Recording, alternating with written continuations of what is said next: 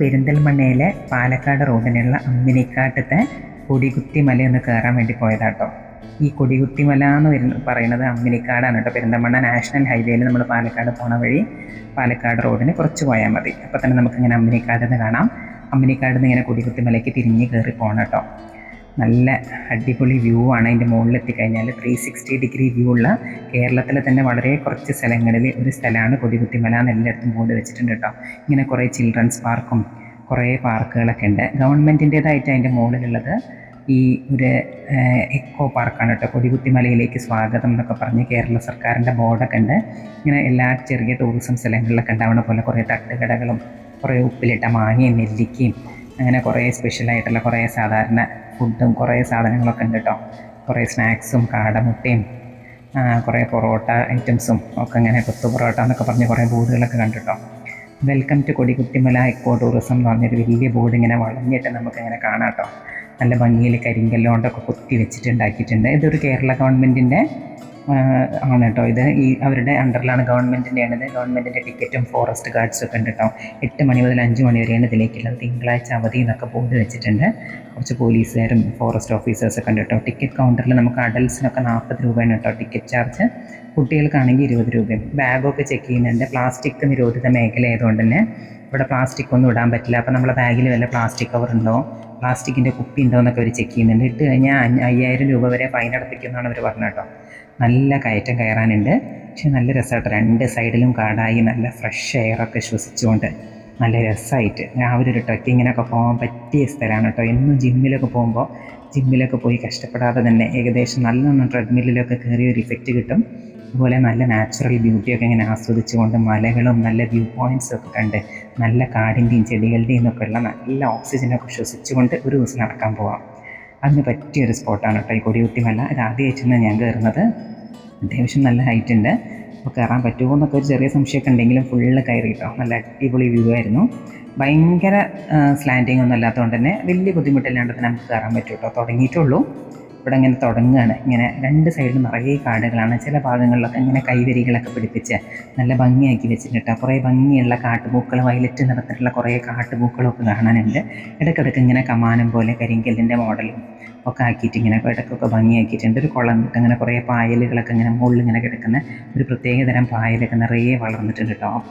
ആ കുളത്തിൽ അതിനും ഇങ്ങനെ കൈവരിയോ കാര്യം വീഴാണ്ടിരിക്കാൻ വേണ്ടി കൈവരികളൊക്കെ ഉണ്ട്. അതിനകത്ത് കുറേ മീനെ വളർത്തുന്നുണ്ട് തോന്നുന്നു. നിറയെ മീനുകൾ, ആ മുഴി എന്ന് പറഞ്ഞ മീനൊക്കെ കുറേ ഞങ്ങളിങ്ങനെ കണ്ടു കേട്ടോ. നോക്കിയപ്പോൾ അടിയിൽ കൂടി ഇങ്ങനെ നീന്തി കളിക്കുന്നുണ്ട് കുറേ മീനുകളൊക്കെ. മീൻ വളർത്തുന്ന ഒരു കുളമാണ് തോന്നുന്നു കേട്ടോ അത്. അങ്ങനെ ആകാശമൊക്കെ അതിൽ തെളിഞ്ഞ് കാണുന്നുണ്ട്. ഒരു മേഘം മൂടിയ ദിവസമായിരുന്നു കേട്ടോ. അതുകൊണ്ട് തന്നെ വെയിലും ഉണ്ടായിരുന്നില്ല. ഒരു 7 മണി നേരമൊക്കെ ആണെങ്കിലും ഇപ്പോൾ കുറച്ച് കയറി കഴിഞ്ഞപ്പോൾ ഇങ്ങനെ 400 മീറ്റർ 184 കിലോ കാലറി എന്നൊക്കെ ഓരോ ബോർഡുണ്ട്. അങ്ങനെ ഓരോ ലെവൽ ഹൈറ്റിലും ഓരോരോ ബോർഡുണ്ട്. അപ്പോൾ നമുക്കിങ്ങനെ കയറാനൊരു കൂടുതൽ എനർജി കിട്ടും കേട്ടോ. ഇത്ര കാലറി പോയി എന്നും ഇത്ര മീറ്റേഴ്സ് നമ്മൾ കവർ ചെയ്തു എന്നൊക്കെയുള്ളൊരു തോന്നൽ ഇടയ്ക്കിടയ്ക്ക് ഇങ്ങനെ വരും. അപ്പോൾ നമ്മളിങ്ങനെ കയറിക്കൊണ്ടിരിക്കുക കേട്ടോ. ഇടയ്ക്കിടയ്ക്ക് ഇങ്ങനെ പാറകളുണ്ട്. പാറയുടെ മുകളിൽ ഇങ്ങനെ വെള്ളം വീഴുന്നൊക്കെ ഉണ്ട്. ഇരിക്കാനൊക്കെ ഇടയ്ക്കിടയ്ക്ക് ബെഞ്ചുകൾ ഇട്ടിട്ട് കേട്ടോ. അപ്പോൾ ക്ഷീണിക്കുമ്പോൾ ഇടയ്ക്കിടയ്ക്ക് വേണമെങ്കിൽ നമുക്ക് ഇരുന്നിട്ടൊക്കെ പോവാം. ഉണ്ടാവും ഇങ്ങനെ കുറേ ബെഞ്ചുകളും 2 സൈഡിലും അപ്പുറത്ത് വ്യൂ കണ്ടിട്ട് വേണമെങ്കിൽ ഇരിക്കുക കേട്ടോ. പിന്നെ നല്ല കാടാണ്. കുറേ വിവിധ തരത്തിലുള്ള കുറേ ടൈപ്പ് പൂമ്പാറ്റകളൊക്കെ കണ്ടു കേട്ടോ. കുറേ വലിയ സൈസുള്ള നല്ല ഭംഗിയുള്ള കുറേ പൂമ്പാറ്റകൾ. വ്യൂ കണ്ടില്ലേ? പെരിന്തൽമണ്ണ മാത്രമല്ല, പെരിന്തൽമണ്ണൻ്റെ അപ്പുറത്ത് നമുക്ക് തൂതപ്പുഴയൊക്കെ ശരിക്കും ഇങ്ങനെ നോക്കിയ ഒരു സൈഡിൽ നിന്ന് ഇങ്ങനെ കാണുന്നുണ്ട് കേട്ടോ. അങ്ങനെ ഒരു വലിയ ഏരിയ തന്നെ നന്നായി കാണാൻ പറ്റും. എൻ്റെ മുകളിൽ നല്ല അടിപൊളി വ്യൂ പോയിൻ്റാണ്. ഇങ്ങനെ അധികം കുറേ സ്ഥലങ്ങളിൽ ഇങ്ങനെ ഏകദേശം ഫ്ലാറ്റാണ് കേട്ടോ. ചെറിയൊരു കയറ്റം മാത്രമേ ഉള്ളൂ. വിചാരിക്കുന്ന പോലെ ഭയങ്കര കുത്തനെയുള്ള കയറ്റമൊന്നുമല്ല. അത്യാവശ്യം ഈസി ആയിട്ട് നമുക്ക് കയറാൻ പറ്റുള്ളൂ. ഇത് കണ്ട 2 സൈഡിലും ബെഞ്ചൊക്കെ ഇട്ട് നല്ല കാറ്റൊക്കെ കൊണ്ട് ആ വ്യൂ ഒക്കെ ഫുള്ള് കണ്ടുകൊണ്ട് ഇവിടെ കുറച്ച് നേരം ഇരുന്നു കേട്ടോ. ഒരു 10 മിനിറ്റൊക്കെ സുഖമായിട്ട് ഇങ്ങനെ ഇരിക്കുക കേട്ടോ. നല്ല രസമായിട്ട് നല്ല കാറ്റും കൊണ്ട് നല്ല ശുദ്ധവായുവൊക്കെ ശ്വസിച്ചുകൊണ്ട് കണ്ടില്ലേ എന്തൊരു അടിപൊളി അപാര വ്യൂ ആണെന്നൊക്കെ ഫുള്ള് നമുക്കിങ്ങനെ കാണാം. ആകാശവും മലകളും ഒക്കെ ഇങ്ങനെ തമ്മിൽ മുട്ടി നിൽക്കുന്ന ഒരു സൂപ്പർ വ്യൂ ആണ് കേട്ടോ. അതിൻ്റെ മുകളിൽ നിന്ന് ഇങ്ങനെ കാണാൻ കുറച്ച് നേരം അവിടെ നിന്ന് റെസ്റ്റൊക്കെ എടുത്ത് കുറച്ച് നേരം കൂടി നടന്നപ്പോൾ അടുത്തത് കണ്ടു കേട്ടോ. 0.8 കിലോമീറ്റർ, അതായത് 800 മീറ്റർ കഴിഞ്ഞു എന്നുള്ള മനസ്സിലായി. മൊത്തം ഒരു 2 കിലോമീറ്ററിൻ്റെ മേലെ കണ്ട് കയറാനുണ്ട്. പിന്നെ ഇടയ്ക്കിടയ്ക്ക് ഇങ്ങനെ പാറകളും ആ പാറകളുടെ ഇടയിലൊക്കെ തന്നെ നല്ല ബെഞ്ചുകളുണ്ട് കേട്ടോ. ചില സ്ഥലത്തൊക്കെ കണ്ടോ കരിഞ്ഞിട്ട് കാട്ട് തീയൊക്കെ ഇടയ്ക്കൊക്കെ ഉണ്ടാവാറുണ്ട് തോന്നുന്നു. അങ്ങനെ കരിഞ്ഞുണങ്ങിയ കൊമ്പുകളൊക്കെ ചില ഭാഗത്തൊക്കെ കൂട്ടിയിട്ടിട്ടുണ്ട് കേട്ടോ. കണ്ടോ നല്ല ഭംഗിയുണ്ട്. കുറേ വയലറ്റ് പൂക്കൾ നിറയെ ഉണ്ട് കേട്ടോ. സാധാരണ ഇതിങ്ങനെ കാണാറില്ലേ കാടുകളിലൊക്കെ കാണുന്ന ഈ പണ്ടൊക്കെ കണ്ടിരുന്നൊരു കാട്ടുപൂക്കളാണിത്. നല്ല ഭംഗിയുള്ള ലൈലാക്ക് കളറുള്ള കുറേ പൂക്കളുണ്ട് കേട്ടോ. പൂക്കളുടെ അടുത്തുനിന്നൊക്കെ കുറച്ച് ഫോട്ടോസൊക്കെ എടുത്തു. ഇതാണ് ഏറ്റവും മുകളിലുള്ള watch tower, 360 degree watch tower. 360 degree കാഴ്ച കിട്ടുന്ന കേരളത്തിലെ ചുരുക്കം ചില ടൂറിസ്റ്റ് കേന്ദ്രങ്ങളിൽ ഒന്നാണ് കൊടികുത്തിമല എന്നൊക്കെയാണ് അവിടെ ബോർഡൊക്കെ വെച്ചിട്ടുണ്ട് കേട്ടോ. ഈ കൊടികുത്തിമല എന്നുള്ള പേര് വന്നത് എന്തുകൊണ്ടാണെന്നുള്ളത് കയറുന്നവിടെ തന്നെ അവരൊരു ബോർഡ് വെച്ചിട്ടുണ്ട്. ബ്രിട്ടീഷുകാർ വന്നിട്ടാണ് അത്ര ആദ്യമായിട്ട് ഇവിടെയൊക്കെ പെരിന്തമണ്ണ ഏരിയയിലൊക്കെ സർവേ നടത്തിയത്. അപ്പോൾ അവർ ഏറ്റവും ഉയരം കൂടിയ സ്ഥലം എന്നുള്ളതിന് അതിൻ്റെ മുകളിലൊരു ഫ്ലാഗ് കുത്തിയത്. അങ്ങനെ കൊടികുത്തിയ മല എന്നുള്ള നിലയ്ക്കാണ് അത്ര ഇതിന് കൊടികുത്തിമല എന്നുള്ള പേര് വന്നത്.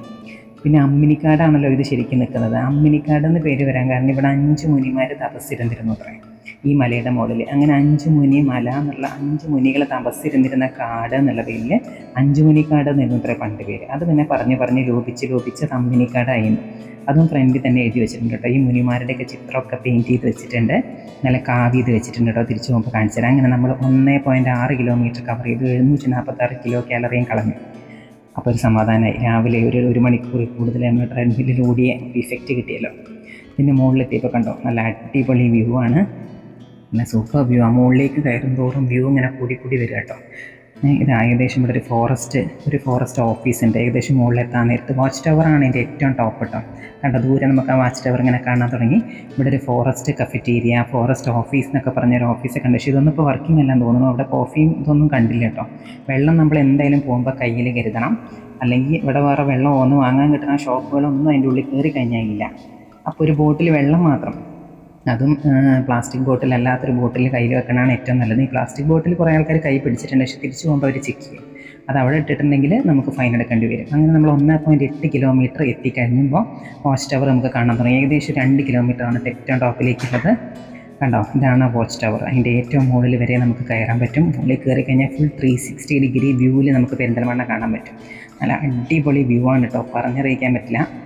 അതിൻ്റെ മുകളിൽ ഇങ്ങനെ ഇരുന്നിട്ടുണ്ടെങ്കിൽ എന്തൊരു കാറ്റാണെന്നറിയാം. നല്ല അടിപൊളി കാറ്റും നല്ല ഫുൾ വ്യൂ ഇങ്ങനെ കണ്ടോ. ചുറ്റും നോക്കി എന്തൊരു ഭംഗിയാണ് കാണാൻ. ഇങ്ങനെ ആകാശവും ആ മലകളും ചെടികളും എല്ലാം കൂടി ഇങ്ങനെ ഒന്നിച്ച് ചേർന്ന് അതിൻ്റെ ദൂരെ ഇങ്ങനെ പൊട്ട് പോലെ വലിയ ബിൽഡിങ്ങും ആ EMS ഹോസ്പിറ്റലൊക്കെ നമുക്കിങ്ങനെ ചെറിയ പൊടി പോലെ കാണാൻ പറ്റും കേട്ടോ. അങ്ങനെ ഫുള്ള് കണ്ടുകൊണ്ട് ഒരു 5 മിനിറ്റോ 10 മിനിറ്റോ ഒക്കെ നമുക്ക് അവിടെ കാറ്റും കൊണ്ട് നല്ല സുഖമായിട്ടിരിക്കുക. ശരിക്കും കുറച്ചും കൂടി നേരത്തെ ആണെങ്കിലോ ഈ ഒരു കാർമേഘം മൂടിയിട്ടില്ലെങ്കിൽ നമുക്ക് നല്ല മഞ്ഞും ഫോഗും കൂടി കിട്ടുമായിരുന്നു. മഞ്ഞും ഫോഗും അധികം ഇല്ല കേട്ടോ. ഒരു മേഘങ്ങൾ ഇങ്ങനെ മൂടിയ ഒരു അറ്റ്മോസ്ഫിയർ ആയതുകൊണ്ട് തന്നെ ഫോഗ് അധികം ഉണ്ടായിരുന്നില്ല.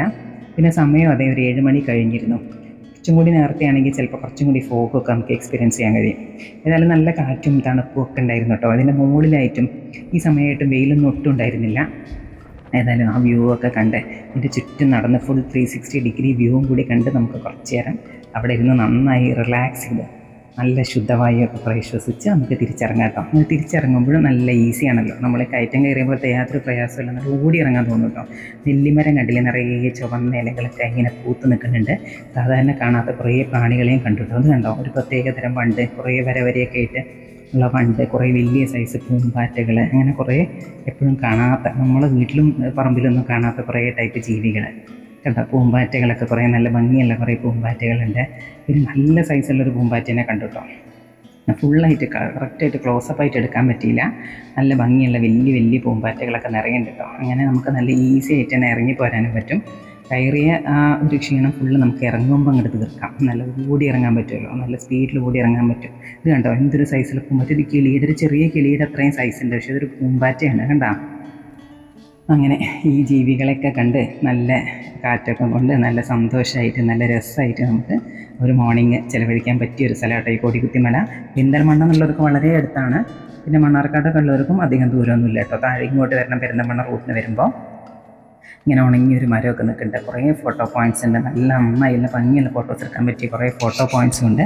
അങ്ങനെ ഫോട്ടോസൊക്കെ എടുത്തുകൊണ്ട് നമ്മൾ തിരിച്ചിറങ്ങി. അപ്പോൾ ഇത് കണ്ടോ, ഇതിൻ്റെ ഒരു കാട്ടുതേനൊക്കെ കിട്ടണ ഒരു എക്കോ ഷോപ്പ് ഉണ്ട് ഇവിടെ കേട്ടോ. കാട്ടുതേനും കുറേ കണ്ണിമാങ്ങ അച്ചാറും പിന്നെ ചന്ദനത്തിൻ്റെ സാൻഡൽവുഡിൻ്റെ സോപ്പ്, പിന്നെ കണ്ടോ ചുക്ക് കാപ്പിയുടെ പൊടി, കസ്തൂരി മഞ്ഞൾ, അങ്ങനെ കുറേ നാട്ടു സാധനങ്ങളൊക്കെ കിട്ടുന്ന ഒരു എക്കോ ഷോപ്പുണ്ട്. ഇതാണ് ഞാൻ നേരത്തെ പറഞ്ഞ 5 മുനിമാരുണ്ടെന്ന് പറഞ്ഞില്ലേ. ഈ 5 മുനിമാർ തപസ്സിരുന്നിട്ടാണ് ഇതിന് 5 മുനിക്കാട് എന്ന് പേര് വന്നതെന്നൊക്കെ ഇവിടെ എഴുതി വെച്ചിട്ടുണ്ട് കേട്ടോ. ഇത് വായിച്ചിട്ടാണ് ഞാൻ പറഞ്ഞത്. ഈ 5 മുനിമാരുടെയും പെയിൻറ്റിങ്സൊക്കെ അവിടെ ഇങ്ങനെ കാവ് ചെയ്ത് വെച്ചിട്ടുണ്ട്. അതുപോലെ എങ്ങനെയാണ് ഈ കൊടികുത്തിമല എന്നുള്ള പേര് വന്നത് എന്നുള്ളതൊക്കെ ഇതിൻ്റെ മുകളിൽ എഴുതി വെച്ചിട്ടുണ്ട് കേട്ടോ. ബ്രിട്ടീഷുകാർ സർവേ ചെയ്ത് കുത്തിവെച്ചാണ് കൊടി കുത്തിയ സ്ഥലമാണെന്നുള്ളത്. വേണ്ട. എന്നിട്ട് അങ്ങനെ പുറത്തിറങ്ങുമ്പോൾ അങ്ങനെ കുറേ തട്ടുകടകളുണ്ട് കേട്ടോ. നല്ല അടിപൊളിയായിട്ട് കൊടികുത്തിമല സ്പെഷ്യൽ കാടമുട്ട മസാല, പിന്നെ മസാല പൊറോട്ട എന്ന് എഴുതി വെച്ചിട്ടുണ്ട്. പിന്നെ ഉപ്പിലിട്ടതിൻ്റെ ഒരു ലോകം തന്നെയെന്ന് പറയാം കേട്ടോ. സാധാരണ എല്ലായിടത്തും നമ്മൾ കാണലെന്താ ഈ പൈനാപ്പിൾ ഉപ്പിലിട്ടത്, അല്ലെങ്കിൽ മാങ്ങ ഉപ്പിലിട്ടത്, നെല്ലിക്ക ഉപ്പിലിട്ട്, ഇത്രയൊക്കെയല്ലേ കാണാറുള്ളൂ. ഇവിടെ അതൊന്നും അല്ല കേട്ടോ. അത് കണ്ട മുളകൊക്കെ ഒരു ഭരണിയിൽ വെച്ചിട്ടുണ്ട്. പപ്പായ കണ്ട നല്ല മധുരമുള്ള പപ്പായ. ആപ്പിൾ ഉപ്പിലിട്ടത് ഞാൻ ആദ്യമായിട്ടാണ് കാണുന്നത് കേട്ടോ. പിന്നെ കണ്ടോ പേരക്ക ഉപ്പിലിട്ടത്, ബീട്രൂട്ടൊക്കെ പിന്നെ എല്ലായിടത്തും കാണാറുണ്ട്. പിന്നെ അതാ ചെറി, ചോളം ഉപ്പിലിട്ടതൊക്കെ ആദ്യമായിട്ടാണ് കാണുന്നത്. അങ്ങനെ കുറേ ഉപ്പിലിട്ടതിൻ്റെ ഒരു വലിയ കളക്ഷൻ തന്നെ അവിടെ ഉണ്ട് കേട്ടോ. അപ്പോൾ ഏതായാലും ഇതുവരെ കഴിക്കാത്തല്ലേന്ന് വെച്ചിട്ട് ഒരു ആപ്പിൾ ഉപ്പിലിട്ടത് വാങ്ങിയിട്ടോ. ആപ്പിൾ ഉപ്പിലിട്ടത് എങ്ങനെ ഉണ്ടാവും എന്ന് വിചാരിച്ചൊരു ന്യൂട്രൽ ടേസ്റ്റ് ആയതുകൊണ്ട് രസം ഉണ്ടാവും എന്ന് വിചാരിച്ചു. സംഭവം നല്ല കിഡിലൻ ടേസ്റ്റ് ആയിരുന്നു കേട്ടോ. ഇതുവരെ കഴിച്ചിട്ടില്ല, അങ്ങനെ ഫസ്റ്റ് ടൈമാണ് നമ്മൾ ആപ്പിൾ ഉപ്പിലിട്ടത് കഴിക്കുന്നത് കേട്ടോ.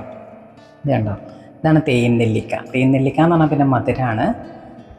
മധുരത്തിനേക്കാളും എനിക്കിഷ്ടമുള്ള തന്നെയാണ് കേട്ടോ. പിന്നെ ആപ്പിളിനൊരു ന്യൂട്രൽ ടേസ്റ്റ് ആണല്ലോ, ഭയങ്കര പ്രത്യേകിച്ചൊരു ടേസ്റ്റും അതിനായിട്ടില്ലല്ലോ. അപ്പോൾ ഉപ്പൊക്കെ നന്നായി പിടിച്ചിട്ടുണ്ടാവും, രസം ഉണ്ടാവും എന്ന് വിചാരിച്ചിട്ട് നമ്മളങ്ങനെ ആദ്യമായിട്ട് ഈ ആപ്പിൾ ട്രൈ ചെയ്തു കേട്ടോ. ആപ്പിളിൽ ഇങ്ങനെ ഒഴിക്കാനായിട്ട് ഇവരുടെ ഒരു മുളകും ഉപ്പും ഒക്കെ കൂടിയുള്ള ഒരു വെള്ളം അവിടെ ഇങ്ങനെ ഒരു ഭരണിയിൽ വെച്ചിട്ടുണ്ട് കേട്ടോ. അപ്പോൾ നമ്മൾ അതൊക്കെ അതിൻ്റെ പുറത്തുകൂടെ കുറച്ച് ഒഴിപ്പിച്ചു. നല്ല കാണുമ്പോൾ തന്നെ നല്ല അട്രാക്റ്റീവാണ്. കുഞ്ഞി ആപ്പിളാണ് കേട്ടോ, ഈ ഊട്ടി ആപ്പിളൊക്കെ അല്ലേ അതുപോലത്തെ ആപ്പിളാണ്. പിന്നെ ഒരു സൈഡിൽ കണ്ട കുറേ ബിസ്ക്കറ്റുകളും നമ്മളെ വെട്ട് കേക്കും നെയ്വടയും പിന്നെ സമൂസ, പരിപ്പുവട, കണ്ണൂരപ്പം അങ്ങനെയുള്ളതൊക്കെ ഇങ്ങനെ ഒരു ചില്ലുകൂട്ടിലും വെച്ചിട്ടുണ്ട്. പിന്നെ കുറേ ഫാനുകൾ നല്ല ഭംഗിക്ക് പണ്ട് കുട്ടികൾ കളിക്കൂലേ ഈ പൂരപ്പറമ്പിലൊക്കെ ഉണ്ടാവുന്ന ഫാനും അത് സൈഡിൽ ഇങ്ങനെ വരിയായി കുത്തി വെച്ചിട്ടുണ്ട് കേട്ടോ. പിന്നെ ടേബിളുണ്ട്, ഒരു 5-6 ടേബിളും ചെയറുകളൊക്കെ ഇരിക്കാനുള്ള സ്ഥലമൊക്കെ എല്ലാ തട്ടുകടകളിലും ഉണ്ട് കേട്ടോ. നമുക്ക് ഈ മുളകൊക്കെ പുരട്ടി ഉപ്പിലിട്ട് ആപ്പിളൊന്ന് ടേസ്റ്റ് ചെയ്യാം കേട്ടോ. നല്ല അടിപൊളി ടേസ്റ്റ് ആട്ടോ. ഉള്ളിൽ കണ്ടോ ഉപ്പൊക്കെ നന്നായി കയറി ഒരു ചെറിയ റോസ് കളറൊക്കെ ആയിട്ടുണ്ട്. നല്ല ഉപ്പൊക്കെ നന്നായി പിടിച്ചിട്ടുണ്ട് കേട്ടോ. നല്ല രസമുണ്ട് കേട്ടോ. ഇനി എന്തായാലും ആപ്പിൾ ഉപ്പിലിട്ടത് കണ്ടാലും ഒന്ന് ട്രൈ ചെയ്യണമെന്ന് തീരുമാനിച്ചു കേട്ടോ. പിന്നെ നമ്മൾ അവിടുത്തെ സ്പെഷ്യൽ സാധനമാണെന്ന് ഒരു പറഞ്ഞപ്പോൾ നമ്മൾ മുട്ടപ്പൊറോട്ട, അങ്ങനെ മസാല മുട്ടപ്പൊറോട്ട എന്ന് പറഞ്ഞിട്ട് എഴുതി വെച്ചിട്ടുണ്ട്. അപ്പോൾ അതാണിത്. ഒരു സൈഡിൽ പൊറോട്ടയാണ്, അതിൻ്റെ മുകളിൽ അവർ ഓംലെറ്റും പിന്നെ അവരുടെ സ്പെഷ്യൽ മസാല എന്തൊക്കെയാണ് ചേർത്തിട്ടുണ്ട്. ഉള്ളിയും കുരുമുളകിൻ്റെയും ഉള്ളിയുടെയൊക്കെ ടേസ്റ്റ് നമുക്ക് കിട്ടുന്നുണ്ട്, മുട്ടയുടെ ടേസ്റ്റും കിട്ടുന്നുണ്ട്. പിന്നെ നല്ല ടേസ്റ്റുള്ളൊരു മസാലയാണ്, നല്ല കുഴഞ്ഞിട്ടുണ്ട്, നല്ല സോഫ്റ്റാണ് കേട്ടോ. എന്നിട്ട് അവരിങ്ങനെ പിസയൊക്കെ പോലെ കട്ട് ചെയ്തേക്കാണ് ആ പൊറോട്ട ഉണ്ടാക്കിയതിൻ്റെ ശേഷം.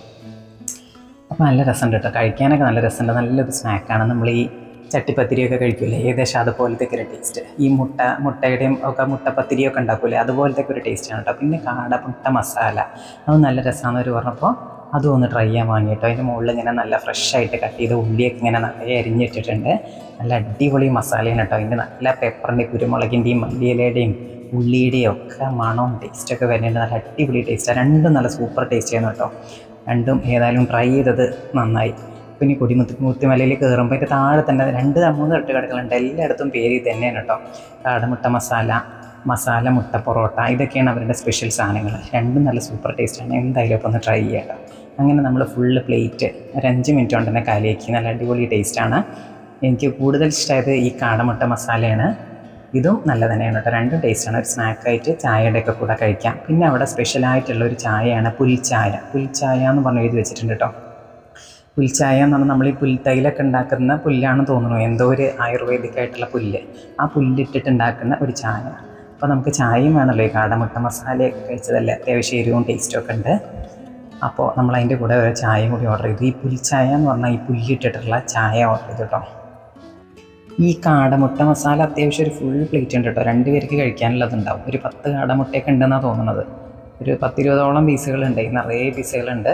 2 പേർക്കൊക്കെ കഴിക്കേണ്ടി വരും. ഇതാണ് അവരുടെ പുൽച്ചായ എന്ന് പറയുന്ന ചായ കേട്ടോ. പക്ഷെ വിചാരിച്ച പോലത്തെ ഒരു ടേസ്റ്റ് ഇല്ല കേട്ടോ പുൽച്ചായ. കാരണം നമുക്ക് വിക്സിൻ്റെയും ആ ഒരു പുൽത്തൈലത്തിൻ്റെയൊക്കെ ഒരു മണം അങ്ങോട്ട് അടിക്കുക, അപ്പോൾ നമുക്ക് കഴിക്കാൻ പറ്റണില്ല. പിന്നെ ഒരു നോർമൽ ചായയും കൂടി വാങ്ങി എന്നിട്ടാണ് അത് കഴിച്ചു കേട്ടോ. പുൽച്ചായ ചിലർക്കൊക്കെ ഇഷ്ടമാകുമായിരിക്കും, എനിക്കറിയില്ല. ആർക്കെങ്കിലും ഇഷ്ടമുണ്ടെങ്കിൽ അതൊന്ന് കമൻറ്റ് ചെയ്യുക. ഞങ്ങൾക്ക് ഒട്ടും ഇഷ്ടമായില്ല. കാരണം ഒരു വിക്സിൻ്റെയൊക്കെ എന്തോ ഒരു മണം ഇങ്ങനെ മൂക്കിലേക്ക് അടിക്കുകയായിരുന്നു, അതുകൊണ്ട് തന്നെ വലിയൊരു ടേസ്റ്റ് ഇല്ല.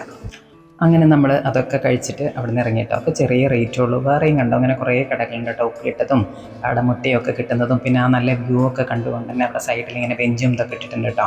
അവിടെ ഇരുന്ന് കഴിക്കുക. എല്ലായിടത്തും ഇതൊക്കെ തന്നെയാണ്. അപ്പോൾ കൊടികുത്തിമല കയറുമ്പോൾ ഈ സ്പെഷ്യൽ ഐറ്റംസൊക്കെ മസ്റ്റായിട്ടും ട്രൈ